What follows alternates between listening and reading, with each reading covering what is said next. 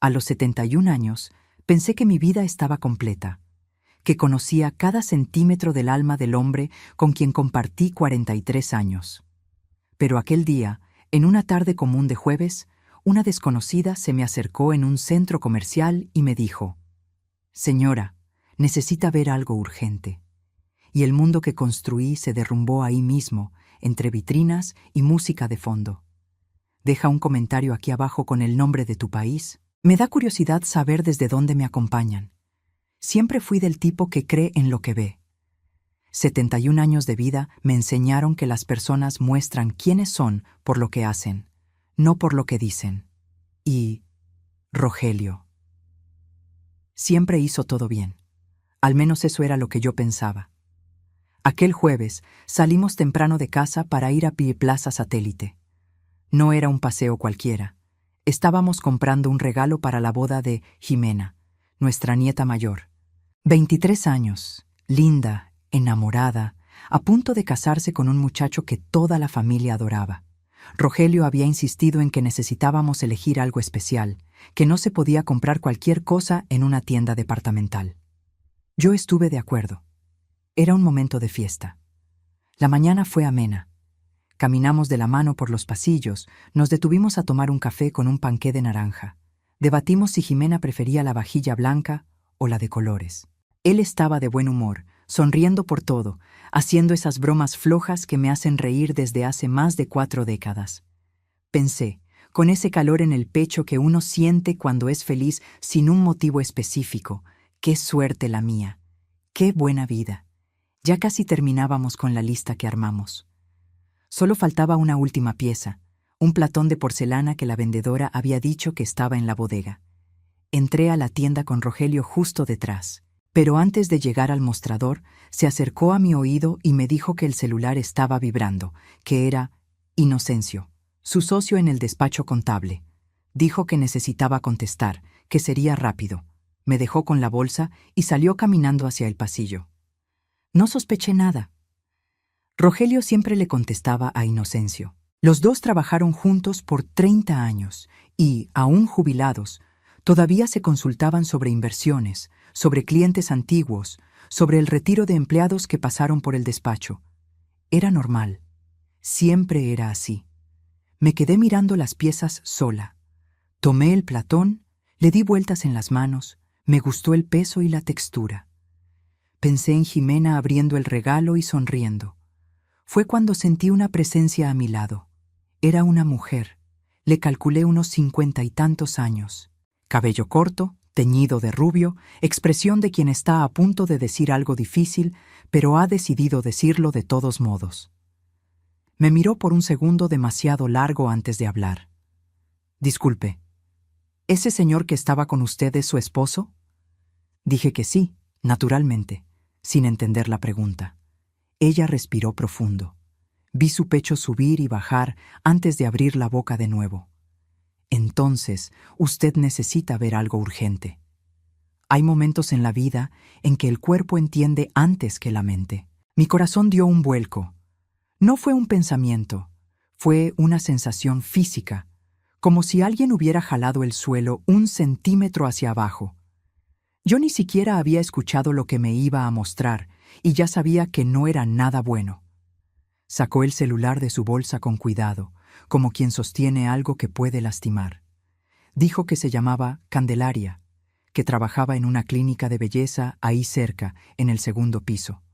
Dijo que frecuentaba esa plaza desde hacía 2 años y que hace algunos meses había empezado a notar a una pareja que aparecía cada semana, siempre a la misma hora, siempre en la misma zona del estacionamiento techado. Giró la pantalla del celular hacia mí. El video era oscuro, granulado, ese tipo de imagen de cámara de seguridad que parece grabada a través de un vidrio empañado. Pero se podía ver. Era más que posible. Era demasiado claro.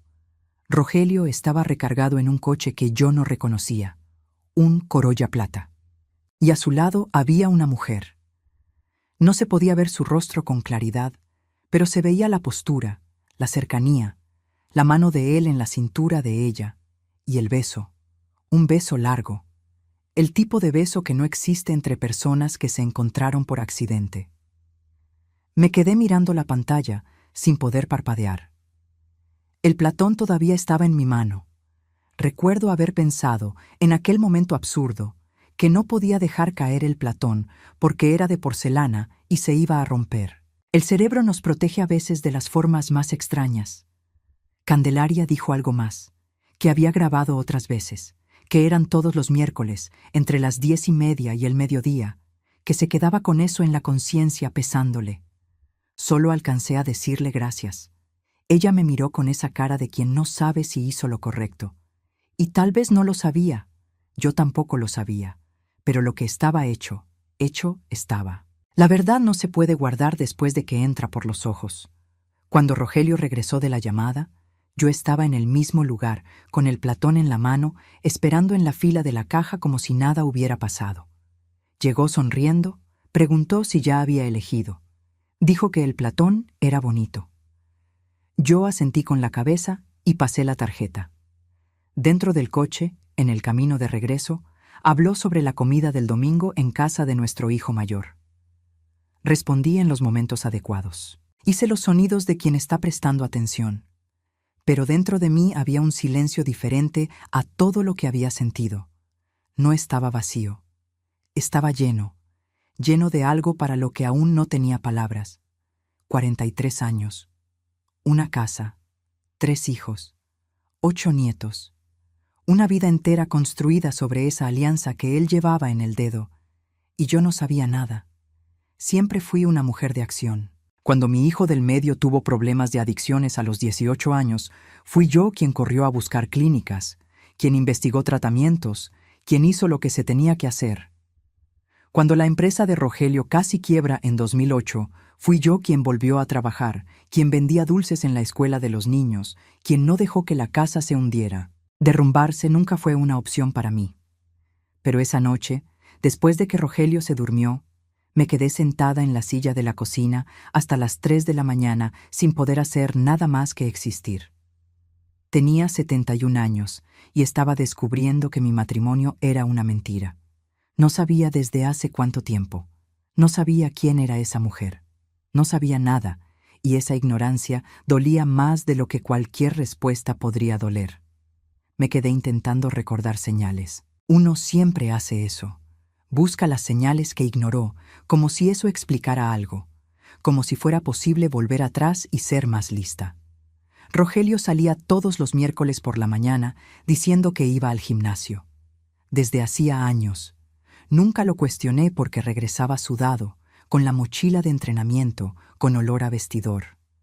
O nunca presté atención de verdad. Recordé algo pequeño que pasó hace unos 6 meses. Estábamos cenando y su celular vibró en la mesa. Miró rápido, muy rápido, puso la pantalla hacia abajo y dijo que era spam. En ese entonces no pensé nada. Ahora aquello regresaba con un peso diferente. Pasé la noche entre la rabia y un cansancio que no era del cuerpo. Era del alma. Ese tipo de agotamiento que viene de darse cuenta de que confiaste completamente en un ser humano y ese ser humano no merecía todo lo que le diste. A la mañana siguiente, Rogelio se levantó, desayunó, me dio un beso en la frente como hace todos los días y salió a caminar. Lo miré por la ventana, a este hombre de 73 años con el cabello blanco y los lentes de aumento que siempre le ayudaba a buscar cuando los perdía, y pensé, ¿cuánto tiempo? ¿Cuánto tiempo llevas haciendo esto? Decidí que no lo enfrentaría todavía, no por cobarde. Fui maestra por 32 años. Aprendí a no actuar al calor de la emoción cuando hay algo importante en juego. Los niños me enseñaron eso. Cuando un alumno hace algo malo y explotas al momento, pierdes la autoridad moral. Pero cuando esperas, cuando te preparas, cuando tienes todo en la mano antes de hablar, la conversación sucede de la manera correcta. Necesitaba más información antes de abrir la boca. Llamé a mi hija de en medio. Fernanda. Ella vive en la Ciudad de México. Trabaja como asistente jurídica en un despacho de derecho familiar. No le conté todo todavía. Solo dije que necesitaba entender cómo funcionaban los procesos de divorcio cuando había adulterio comprobado. Se quedó callada por un segundo, Luego preguntó si todo estaba bien. Dije que era solo curiosidad, que una amiga estaba pasando por eso. No me creyó, pero tampoco insistió. Me dio la información básica. Esa tarde, mientras Rogelio dormía la siesta de cada jueves, fui a la clínica de belleza en el segundo piso de la plaza. Candelaria estaba allí. Me recibió con esa misma mirada de antes, mezcla de culpa y alivio. Conversamos por casi una hora. Me mostró otros 3 videos, diferentes semanas, siempre el mismo horario, siempre aquel coche, siempre aquella mujer. Candelaria no sabía su nombre, pero sabía el coche, placas del estado, modelo anotado en la libretita que usaba en el trabajo para agendar clientes. Copié todo lo que ella sabía. Antes de irme, me dijo algo que se quedó en mi cabeza por días. Dijo que dudó mucho antes de abordarme, que llegó a pensar que no era su problema, que tal vez yo ya sabía y había optado por quedarme así. Que las personas mayores a veces hacen eso. Se quedan en el matrimonio aún sabiendo, porque toda la vida se construyó ahí. No lo dijo con juicio, lo dijo con delicadeza, pero dolió, porque entendí que ella me estaba dando la oportunidad de elegir diferente. Regresé a casa e hice la cena. Arroz, frijoles, pollo asado que a Rogelio le encanta. Comió con apetito, elogió la comida, preguntó si quería ver una película después. Dije que estaba cansada y me fui a la cama temprano. Me quedé mirando al techo hasta tarde. En mi cabeza iba y venía una frase que mi madre solía decir cuando yo era niña. Uno solo se engaña de verdad cuando quiere ser engañado. Pasé la vida pensando que estaba equivocada. Esa noche tuve miedo de que tuviera razón. Tomé una decisión al tercer día. No iba a contratar un detective. No porque el dinero fuera problema. Teníamos una pensión decente, ahorros que construimos juntos a lo largo de décadas. Pero soy una maestra jubilada de 71 años, no un personaje de película policíaca. Lo que tenía era el número de placa, la descripción del coche y el día y horario exactos. Y tenía a mi hija Fernanda. Cuando la llamé de verdad, sin fingir que era para una amiga, se quedó en silencio tanto tiempo que pensé que se había cortado la llamada. Luego dijo, «Mamá, ¿estás segura?» Dije que sí, y ella dijo, «Entonces voy para allá». Fernanda llegó el viernes. Nos quedamos en la terraza, con café, con el portón cerrado y Rogelio en el gimnasio. Escuchó todo. Vio los videos que Candelaria me había mandado por WhatsApp, anotó lo que yo tenía. Luego se quedó callada un rato. Tiene el modo de su padre. Calma calculada. El tipo de persona que no reacciona antes de pensar. Cuando finalmente habló, fue directa.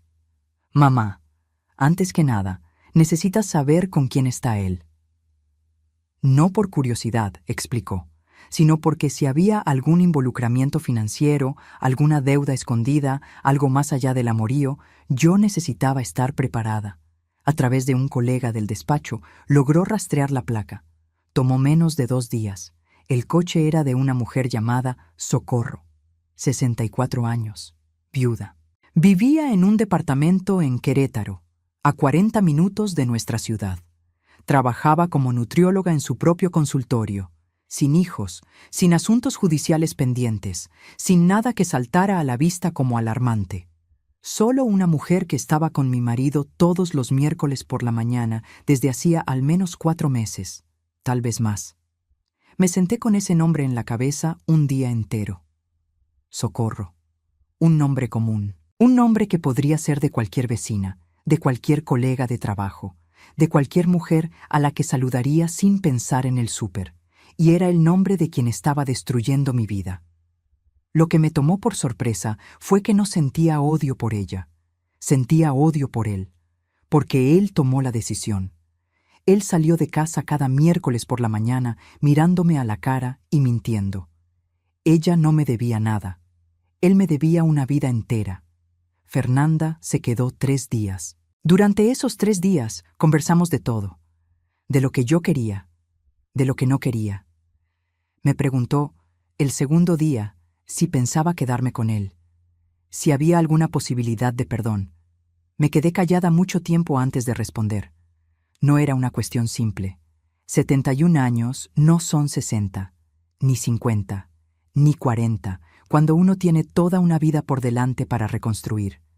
La casa era nuestra, los hijos eran nuestros, los nietos eran nuestros. La Navidad, la Pascua, la boda de Jimena que aún ni terminábamos de planear.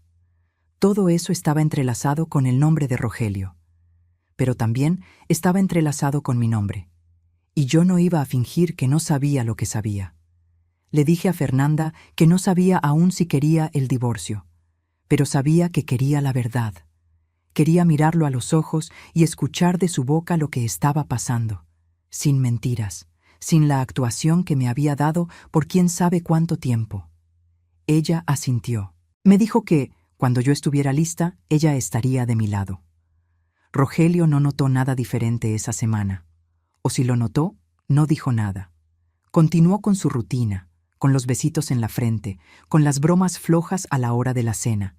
Yo seguía respondiendo, pero era como si una parte de mí se hubiera salido de mi propio cuerpo y me estuviera observando de lejos. Una actriz representando el papel de esposa que yo misma había escrito a lo largo de 4 décadas. El jueves por la noche, mientras él dormía, fui al cajón del escritorio en su estudio y tomé los estados de cuenta de la tarjeta que usaba para el gimnasio. Me senté en la cocina con una linterna pequeña para no despertar a nadie y fui hojeando mes por mes. No tardé mucho. Allí, repetido semana tras semana, estaba el nombre de una cafetería a la salida del gimnasio. Cantidades pequeñas, 100 pesos, 150, a veces 200. Nada que llamara la atención en el estado de cuenta mensual. Pero cada miércoles, sin falta, estaba ese cargo en esa cafetería. 2 cafés, no 1, 2. Cerré los ojos. Respiré profundo 3 veces. Luego guardé todo exactamente como estaba. Fui a la cama, me acosté a su lado y me quedé mirando el techo hasta que salió el sol. El momento de la verdad llegó en una tarde de lluvia. No fue planeado como lo había imaginado. No hubo preparación larga, ambiente controlado, ni mi hija a mi lado. Sucedió porque a veces la vida no espera a que uno se prepare bien. Era sábado. Estábamos los 2 en casa. Rogelio estaba en la sala viendo un partido de fútbol y yo estaba doblando ropa en el cuarto cuando su celular, que había dejado cargando en la cabecera, vibró. Miré sin querer. Era un mensaje de un contacto guardado solo con la inicial. Cira. Me quedé inmóvil unos segundos. Entonces tomé el celular. No fue premeditado, fue instinto. El mensaje decía: ¿la próxima semana va a funcionar? Te extraño. Dejé el celular en su lugar. Fui a la ventana. Miré la lluvia caer en el jardín que yo misma planté, las begonias rosa que nacieron el año pasado, el árbol de mango que Rogelio plantó cuando nuestro hijo mayor nació y que hoy ya da frutos. Ese jardín era nuestra historia. Era el tiempo que pasamos juntos. Y entré a la sala. No grité. No aventé nada. No dije ni una sola palabra agresiva. Me senté en el sillón frente a él.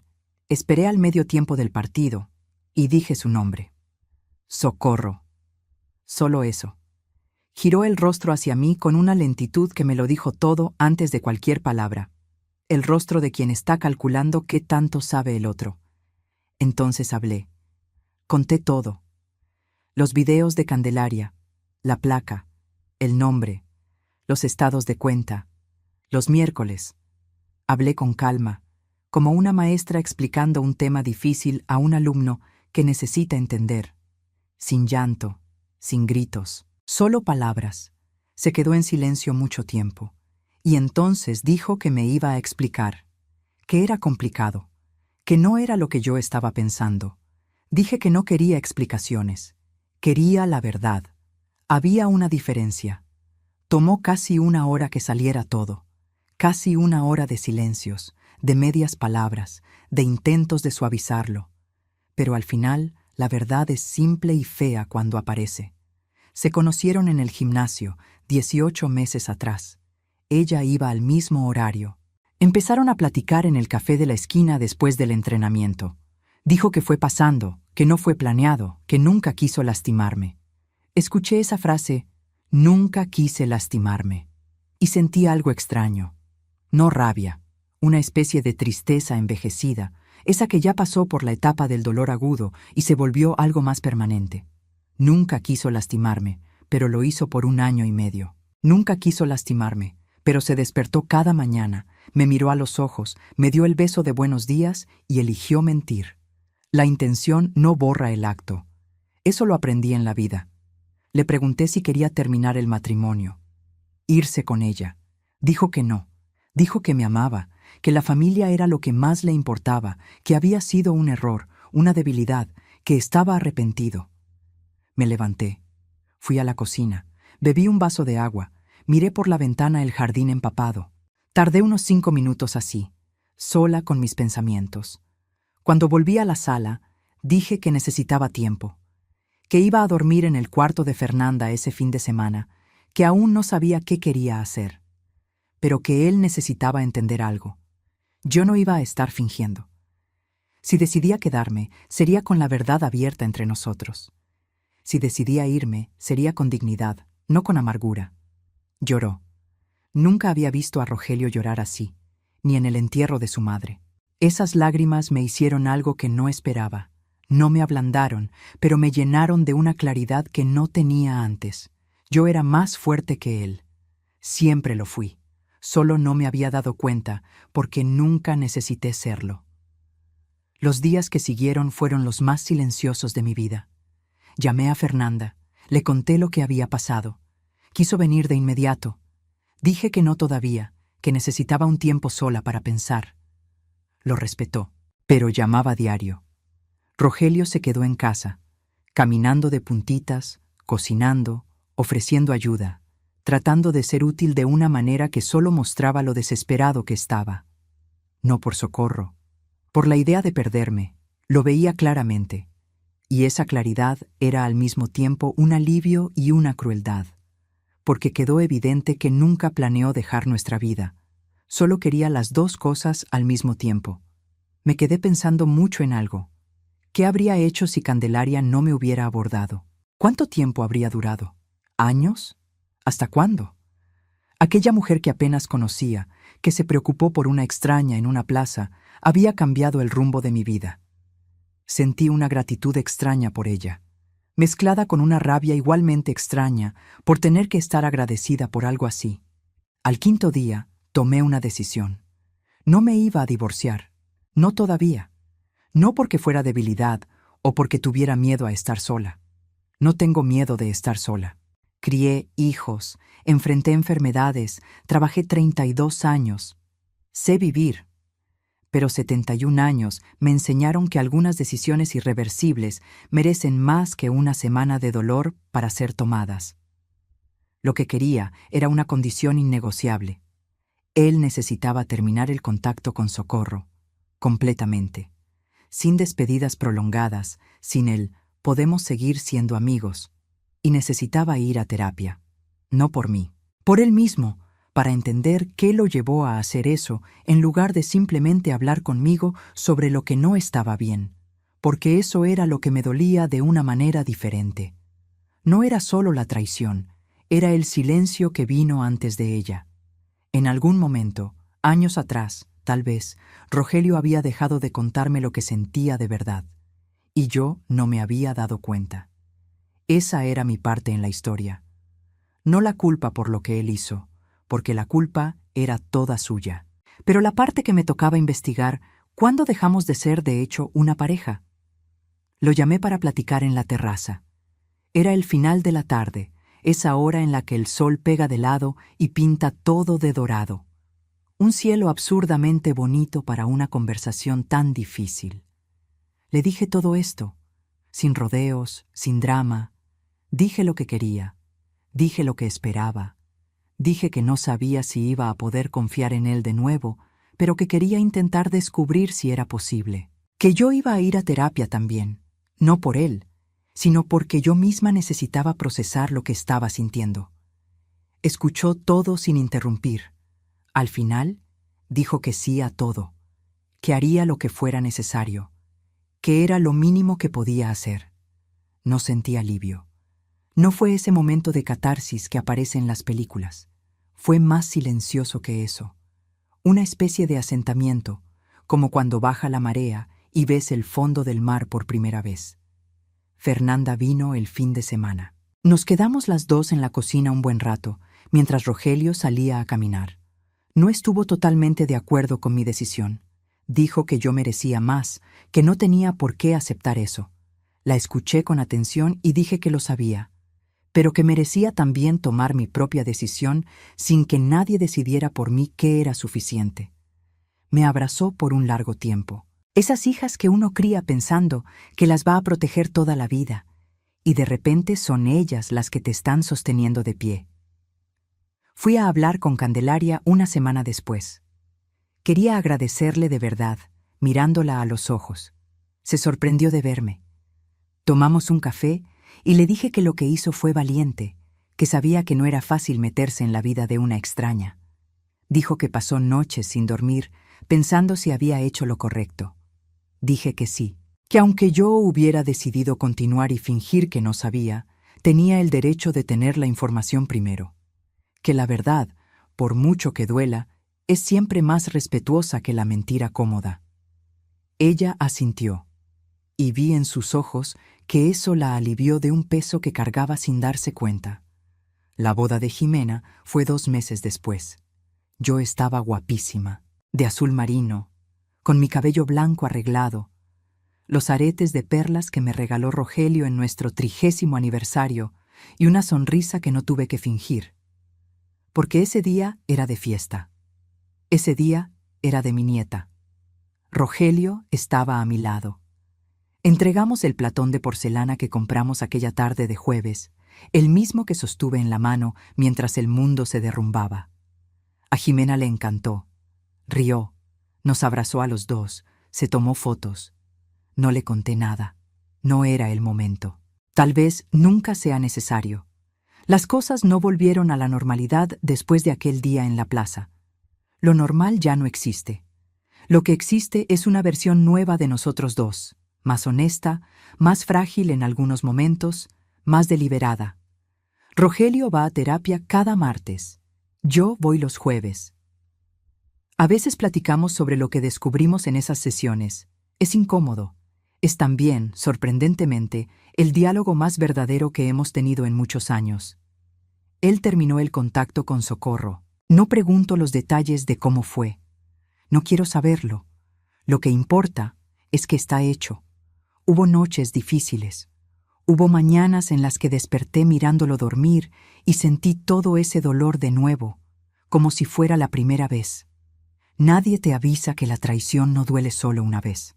Duele en olas, en días aleatorios, cuando menos lo esperas. Cuando abres un café los miércoles o escuchas una canción que sonó en un momento feliz, que ahora parece contaminado.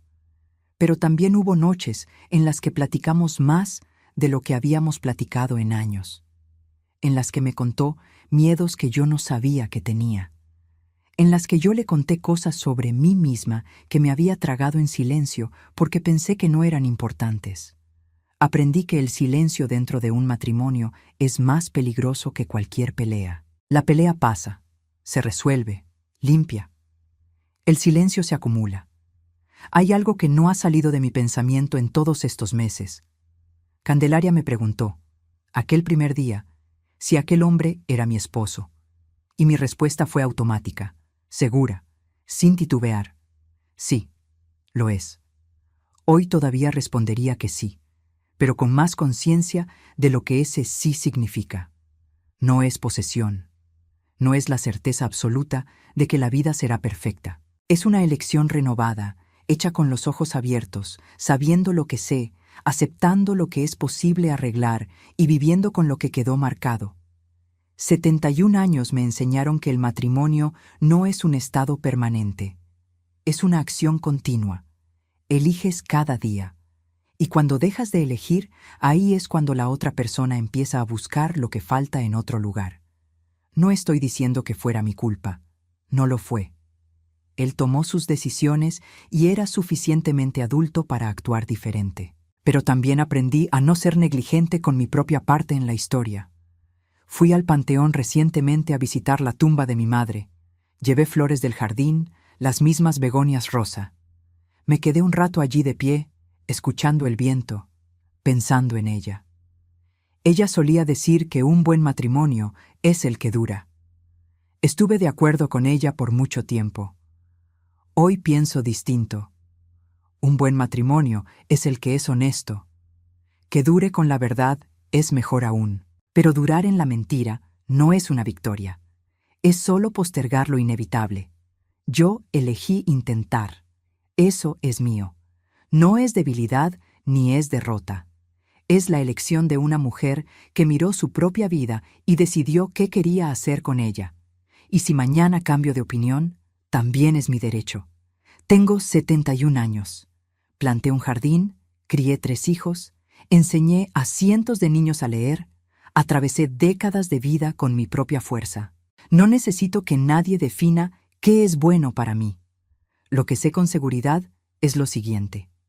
Aquella tarde de jueves, en Plaza Satélite, cambió algo en mí de forma permanente. No solo porque descubrí la traición, sino porque descubrí que incluso después de 7 décadas, todavía puedes sorprenderte de quién eres capaz de ser cuando la vida te pone a prueba. Soy más fuerte de lo que sabía. Y eso, nadie me lo quita. Si llegaste hasta aquí, muchas gracias por acompañar esta historia de principio a fin. Si te tocó de alguna forma, deja un comentario aquí abajo. Cuéntame. ¿Has pasado por una traición? ¿Has encontrado fuerza en ti misma cuando pensabas que ya no tenías? Tu historia importa y me encantaría leerla. Si aún no te has suscrito al canal, este es el momento. Presiona el botón de suscripción ahora. Activa la campanita de notificaciones para no perderte ninguna historia nueva y deja tu like. Eso ayuda mucho al canal a crecer y a llegar a más personas que necesitan escuchar historias así. Y si quieres formar parte de nuestra comunidad más de cerca, únete como miembro del canal. Los miembros tienen acceso anticipado a las historias, pueden participar en conversaciones exclusivas y son la razón por la cual este trabajo sigue siendo posible. Te espero allá. Hasta la próxima historia. Nota. Esta narrativa contiene elementos ficcionales creados para fines de reflexión y entretenimiento. Cualquier parecido con nombres o situaciones reales es mera coincidencia. Pero las lecciones sobre confianza, familia y elección son muy reales.